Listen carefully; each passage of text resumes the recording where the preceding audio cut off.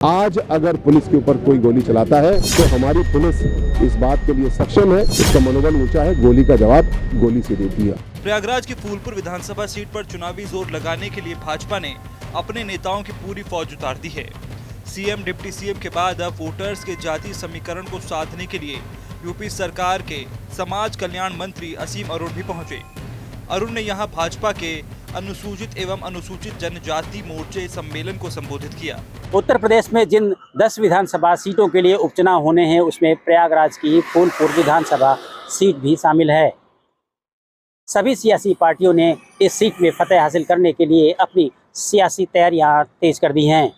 Bharatiya Janata party ने इस seat को अपनी प्रतिष्ठा के साथ जोड़ते हुए पूरी ताकत झोंक दी है।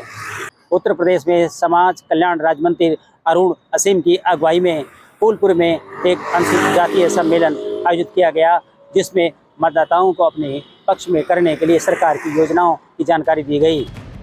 संविधान खत्म करने के सियासी मुद्दे का जिक्र करते हुए उन्होंने कहा कि आज कांग्रेस के युवराज राहुल गांधी अमेरिका में जाकर कहते हैं कि समय आने पर आरक्षण को समाप्त करने का काम कांग्रेस कर सकती है।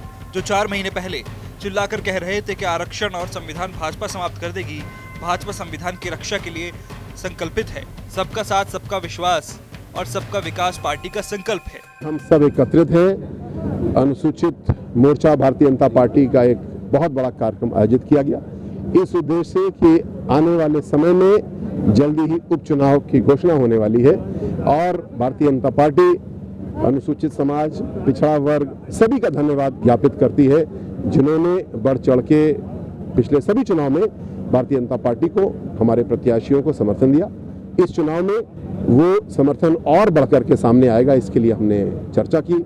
जो सबको जोड़ने की नीतियां हैं, सबके विकास की नीतियां हैं और खासकर अंतिम पायदान पे खड़े हुए बहनों भाइयों को आगे लगाने की नीतियां हैं, उसके ऊपर हम सबको काम करना है। सबका साथ और सबका विकास की जो नीति है, जो नारा है, उसमें हम सबका विश्वास है, उसके लिए हम लोग मिलकर आगे काम कर रहे हैं। उपचुनाव तो जीतेंगे ही, लेकिन सबके घर तक पहुंचेंगे और विकास की योजनाओं को घर घर तक पहुंचाएंगे। एनकाउंटर पर हो रही राजनीति पर असीम अरुण ने कहा कि योगी सरकार की पहचान कानून व्यवस्था से होती है और सरकार हो या पुलिस अपराधियों को छोड़ेंगी नहीं।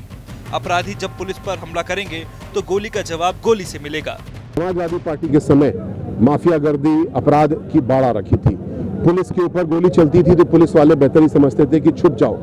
योगी जी ने पुलिस को प्रशिक्षित किया, पुलिस को अत्याधुनिक यंत्र गाड़ियां दी, हथियार दिए और सबसे बड़ी बात मनोबल दिया। आज अगर पुलिस के ऊपर कोई गोली चलाता है तो हमारी पुलिस इस बात के लिए सक्षम है, उसका मनोबल ऊंचा है, गोली का जवाब गोली से देती है। आज भी दिया, भविष्य में भी जो अपराधी पुलिस के ऊपर गोली चलाने की हिमाकत करेगा, पुलिस अगर सही समझेगी तो उसके ऊपर गोली चलाएगी। ये कानून कहता है और कानूनी तहत से ही ये काम होता है। आज पुलिस हजारों गिरफ्तारियां रोज करती है। कोई पुलिस पे गोली चलाता है, कभी अपराधी के पैर में लगती है गोली, कभी सीने में लग जाती है, कभी सिर में लग जाती है। तो जैसी प्रतिरक्षा की जरूरत होती है, पुलिस अपना काम करती है, इसमें कोई सवाल उठाने की जरूरत नहीं है। आज कानून व्यवस्था जो अच्छी हुई है उत्तर प्रदेश की, इसको हम सजो के रखना चाहते हैं, इसके लिए काम करना चाहते हैं।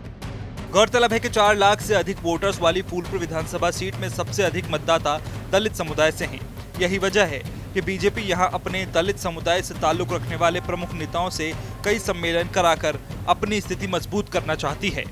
भारतीय जनता पार्टी की तरफ से इस विधानसभा सीट में अब तक आधा दर्जन से अधिक सम्मेलन आयोजित किए गए हैं, जिसमें कहीं ना कहीं भारतीय जनता पार्टी, समाजवादी पार्टी और कांग्रेस से काफ़ी बढ़त बनाए हुए है।